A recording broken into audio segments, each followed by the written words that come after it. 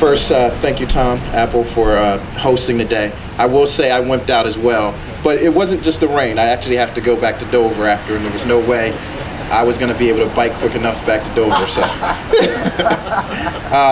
it's always great when I can spend the morning with my friend, the mayor, and I'm glad to be here. I also want to acknowledge Jim Morstoff from DelDOT. We've been talking for the last several weeks about this event and him and his passion and quite frankly my passion for these issues. I saw Jeff Regner, chair of Newark Bicycle Committee, is here today.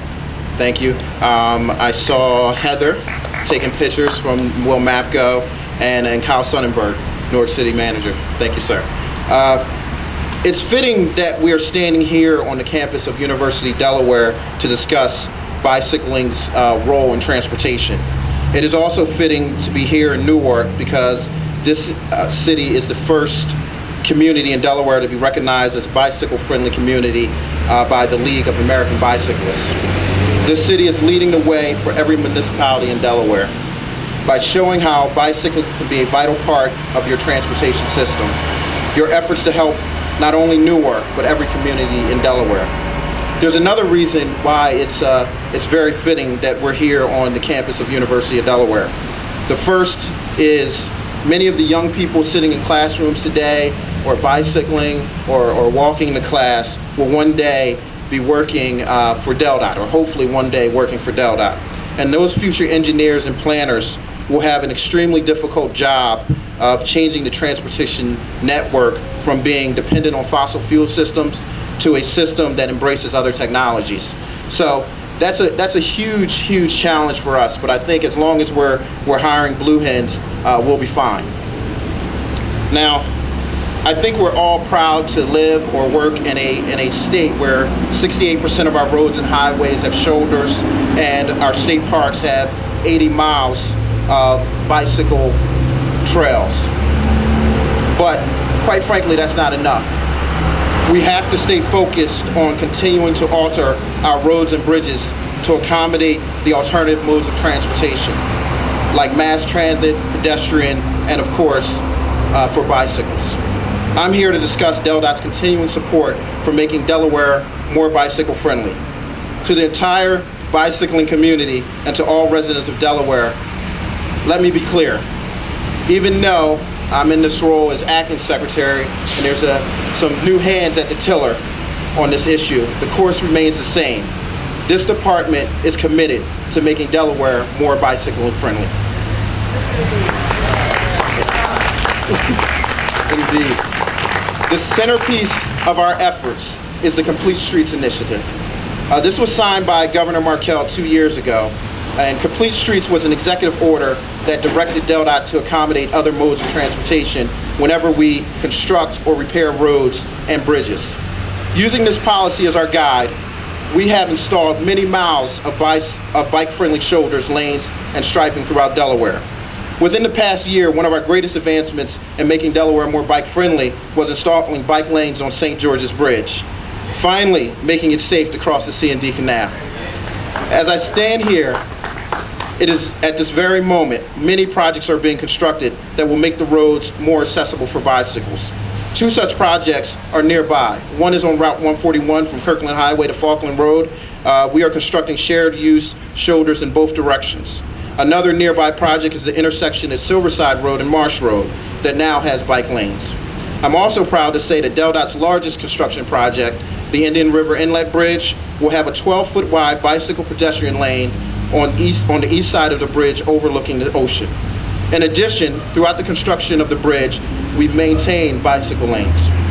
Even our smaller repaving projects, we continually look for ways to change the striping or the shoulders to create either shared use or dedicated bicycle facilities. Of course, making a state more bike-friendly is not just about asphalt, it's not just about cement, and it's not just about road stripes. Quite frankly, it's about education, and it's about how we educate our public to work with our municipal leaders. One of our major efforts to educate the public about bicycling is our annual Delaware Bike Summit. Our next bike summit this year, which is our third year for this event, will be held on October 14th in Lewis, and I hope all of you will be there. Of course, we still have a long road ahead as we evolve our transportation system. In this economic climate, I very often get the question, why should the state and why should DelDOT be paying for bike lanes? The answer is clear. We have to. We have to save lives. Last year, there were 158 car-bicycle accidents, 90 of which were in Newcastle County. 3 of those crashes were fatal. 21% of those crashes involved children under 15.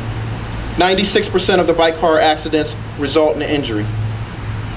Like most of you, I find these numbers unacceptable. We must provide better facilities for bikes, and we must have fewer people killed.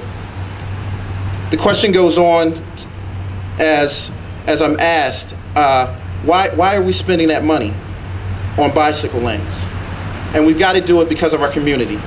We recognize that in this coming year, our transportation needs will change. As fuel prices continue to rise, more people will park their cars. They will walk, they'll ride their bikes, they'll catch a bus. We have already seen dramatic increases in the past 2 years, and to ignore this trend is to do a great disservice to the people of Delaware. Another reason that we have to spend money on bike lanes is to build a healthier Delaware. Here in Delaware, 40% of us are classified as overweight or obese. Consequently, more of us are afflicted with heart disease, diabetes, high blood pressure, joint problems, and many other chronic disease. This generation may be the first generation in Delaware history to have a shorter life expectancy than the previous generation. But we can reverse this trend. If people walk, if people bike more, they will be healthier.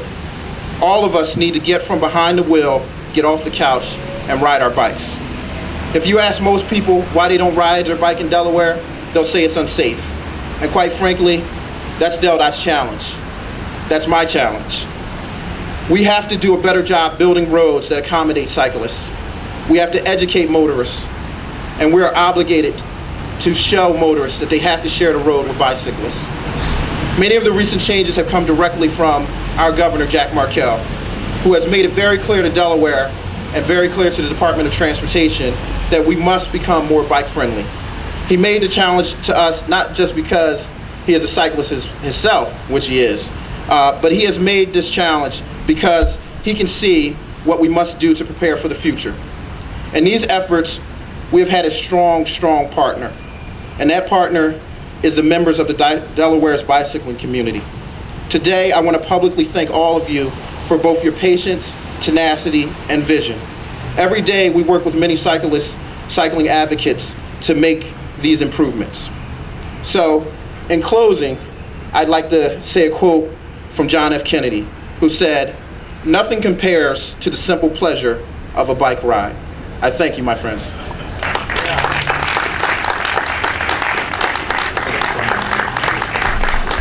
Just take a moment to recognize our event partners, WMAPCO, and DelDOT, the University of Delaware, and the City of Newark.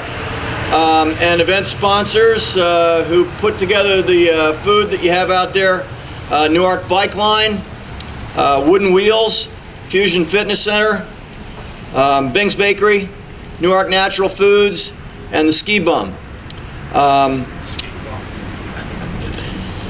Right now, and I'd also I can't do this without thanking the UD Bicycling Club for reserving this spot for us. We really appreciate them doing that on behalf of the event.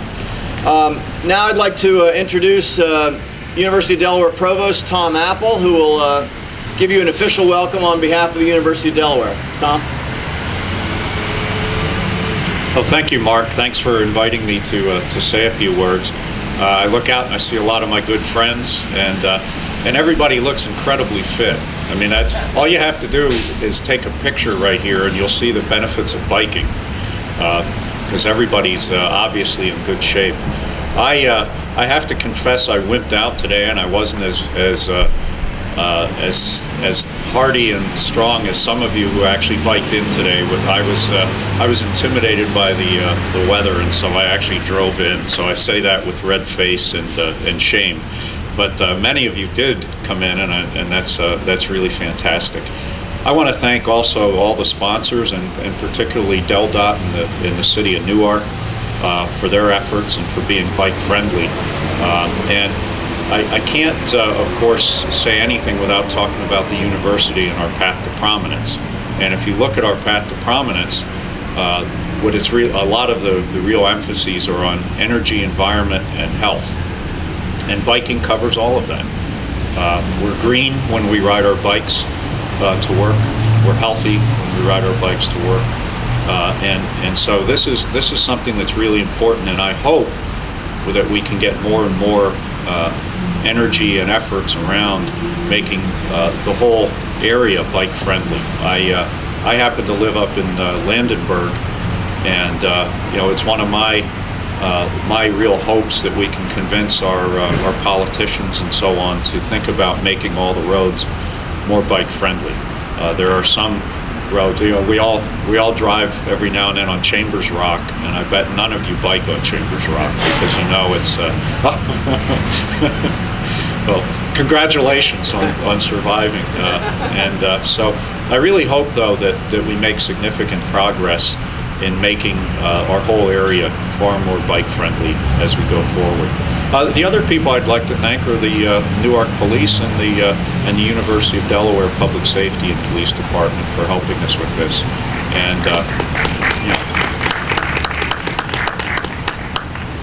And so thank you all. Welcome to the university, and let's have a great event here and really get some momentum for making the whole area much more bike friendly. Thanks.